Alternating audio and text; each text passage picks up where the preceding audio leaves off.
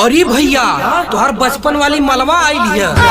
हाँ तो जो सारे होके कह दिए कि बहने पुरनका दवा पे आई। अच्छा हम वही जो कर इंतजार कर। अच्छा ठीक है।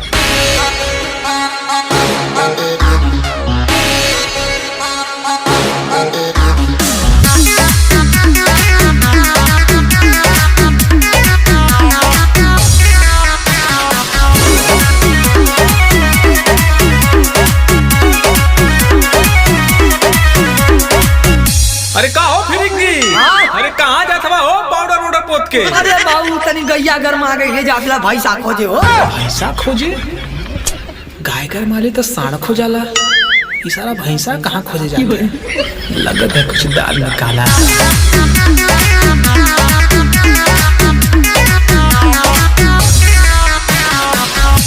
हमारे बचपन की मान, हमारे हृदय में अभी भी आपका प्रेम जीवित है। हम भी आपको नहीं भूले हैं भैया। क्या भैया? अरे सैया सैया गलती से निकल गया। कहो करे जा तब एक के बात पूछी बताइबू। पूछता काहे ना हो। बताई न तोहरे बियाह में का पुड़िया खाए के न हमार पेटवा गुन गुन कपड़ा टन टन करत रहे। कहो ये कुल बतिया बदला है। तब क्वेश्चन बात करी। अरे तनी कुछ रोमांटिक बात करा। बताई न हमार छेड़िया आज बच्चा देला। ये रोमांटिक बात है। अरे तनी यहू से हाट बात करा। का? अरे देखा या बताई ना बेकार करा जानू, बहिया में लेके खूब प्यार करा जानू। अरे देखा या बताई ना बेकार करा जानू, बहिया में लेके खूब प्यार करा जानू। लगे आवाज होके गाल तनी काटल ही ना, लगे आवाज होके गाल तनी काटल ही ना। ये करे जाओ से साटली ना। हे करे जाओ से साटली ना।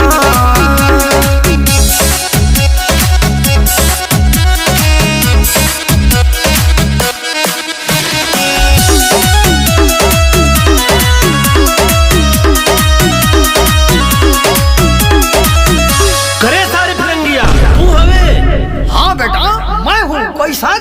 करे सारे तू मोरे बहनिया कब पटा ले? अरे सर जब तू दूध पियत रहला न तब से हमान का बचपन से चक्कर चलत रहा। का? हाँ इनके पटावे बदे हम का ना कैले आई। इनके साथे बकरी चरावे जाई, बाजारे लेके जाई, बोझा ढोवाई, साइकिल सिखाई और इनके साथे रोज पढ़ाऊ जाई। तब प्यार ना हो जाई। फिरंगिया ओके हमारा घर मिलल लटाका डाले खातिर। तू चुप सारे जाने मन तू कुछ बोला। भैया ये दो गलवा हमसे बचपने से ऐसा मिलत रहा।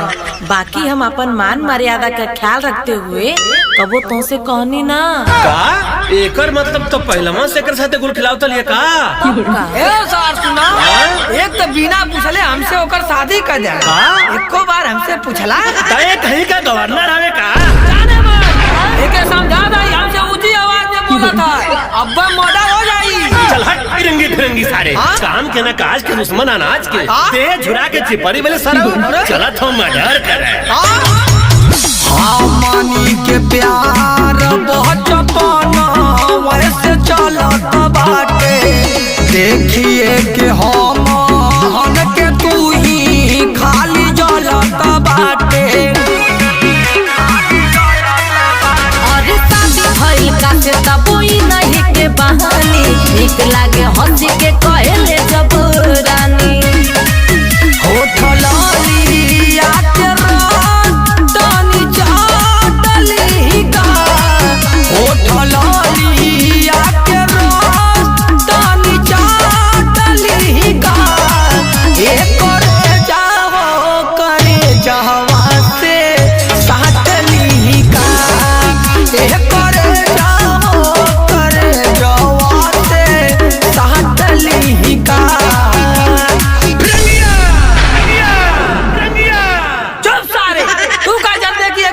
दर्द का होला सरऊ बिना पूछले हमरे मलवा का शादी दूसरे जगह कर जाला का हम तो के ना लौकत रानी। भैया अब ये हमें हमार सैया, हम है इनकर चाव, ई हमें हमार धान के पैया।